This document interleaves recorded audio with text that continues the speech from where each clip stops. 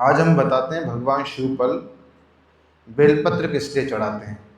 पूर्व समय में भगवान विष्णु के मन में एक विचार आया कि हरिस्त्य साहस्त्रम कमलवली माधाय पदयोर, कि मैं भगवान से कुछ वरदान प्राप्त करूं। तो भगवान विष्णु के मन में आया कि मैं भगवान से कुछ वरदान प्राप्त करूं। क्या वरदान प्राप्त करूं? कि मैं सारे तीनों लोक की रक्षा कैसे करूंगा। तो भगवान विष्णु ने भगवान शिव पर केदारनाथ में ब्रह्म कमल के द्वारा 1000 ब्रह्म कमल चढ़ाने का संकल्प करा। तो प्रतिदिन भगवान विष्णु 1000 बेलपत्र चढ़ाने लगे। चढ़ाते चढ़ाते क्या हुआ, एक दिन भगवान विष्णु की परीक्षा लेने के लिए भगवान शिव ने उसमें से एक बेलपत्र चुरा लिया। जब एक कमल पुष्प जब चुरा लिया भगवान ने, तो विष्णु ने कहा कि भाई 999 तो कमल पुष्प हो चुके हैं, अब मैं पूजा छोड़ के उठ नहीं सकता, प्रदोष काल की पूजा है, क्या करूं क्या। बहुत देर तक विचार करते रहे।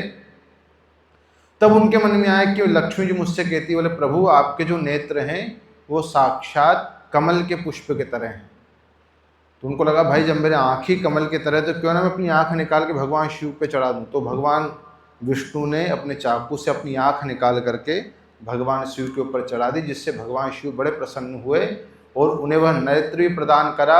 और त्रयाणाम रक्षाये, उनको भगवान शिव ने विष्णु को सुदर्शन चक्र प्रदान करा सारी रक्षा के लिए। वो बोला कि आज से मैं आपकी भक्ति से बड़ा प्रसन्न हूँ, मैं आपकी भक्ति से बड़ा ही प्रसन्न हूँ। ऐसा करें कि आप और कुछ मांगना है तो वो और मांग लीजिए, मैं आपकी भक्ति से बड़ा प्रसन्न हूँ।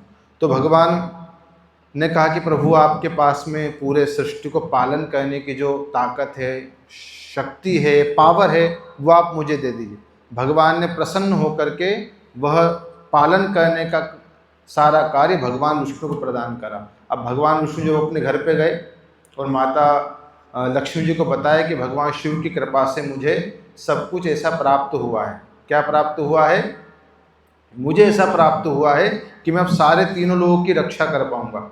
लक्ष्मी जी ने कहा कि आपको एक कैसे मिला? तो उन्होंने सारी जब गुरु मंत्र जब लक्ष्मी से मिला कि आप ह्रीम नमः शिवाय च नमः शिवाय मंत्र का जाप करते हुए भगवान के ऊपर कभी आप 1000 कमल पुष्प आप चढ़ाएंगे तो भगवान शिव आपसे निश्चित रूप से प्रसन्न होंगे। ये बात सुन करके लक्ष्मी जी भी केदारनाथ की घाटी में गई और 1000 कमल पुष्प उन्हें भी चढ़ाने का संकल्प करा।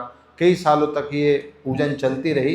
एक दिन भगवान शिव तो शिव, उन्होंने एक कमल पुष्प वहाँ से भी चुरा लिया। जैसे ही 999 कमल पुष्प चढ़ाए, एक पुष्प नहीं मिला तो उनको लगा शायद मेरा संकल्प खंडित हो सकता है। तो लक्ष्मी जी ने कहा, बोले मैं क्या। तो लक्ष्मी जी के उन्हें विचार आया कि विष्णु भगवान जब मेरे पास बैठते हैं तो वो कहते हैं कि लक्ष्मी आपके जो स्तन हैं वह कमल की तरह कोमल हैं। ये बात सुन करके लक्ष्मी जी बड़ी प्रसन्न हुई। उन्होंने चाकू निकाला और अपना स्तन काट करके भगवान शिवलिंग के ऊपर चढ़ा दिया। भगवान शिव उस भक्ति से प्रसन्न हुए और जैसे उसी से यह बिल्व का पेड़ है, ये बिलपत्र वही है। इस कारण बिलपत्र सब देवताओं पे चढ़ता है, सारी पूजन में चढ़ता है।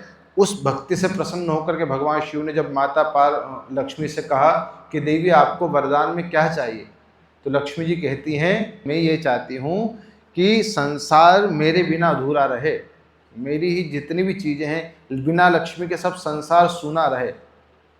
लक्ष्मी जी को बोला ठीक है देवी, आपने बहुत अच्छा पूजन करा है, वरदान आपका थोड़ा कठिन है, पर मैं आपकी प्रसन्नता के लिए वरदान भी आपको प्रदान करता हूँ। इस कारण इसमें लिखा है कि दर्शनम बिल्वपत्रस्य स्पर्शनम पापनाशनम अघोर पाप संहारम बिल्वपत्रम शिवार्पणम। भगवान शिव का बिल्वपत्र कभी हम देख लें, उसके दर्शन मात्र से हमारे पाप नष्ट हो जाते। दर्शनम बिल्वपत्रस्य, और जो भगवान शिव पे चढ़ा बिल्वपत्र को हम स्पर्श भी कर दे, स्पर्शनम पापनाशनम।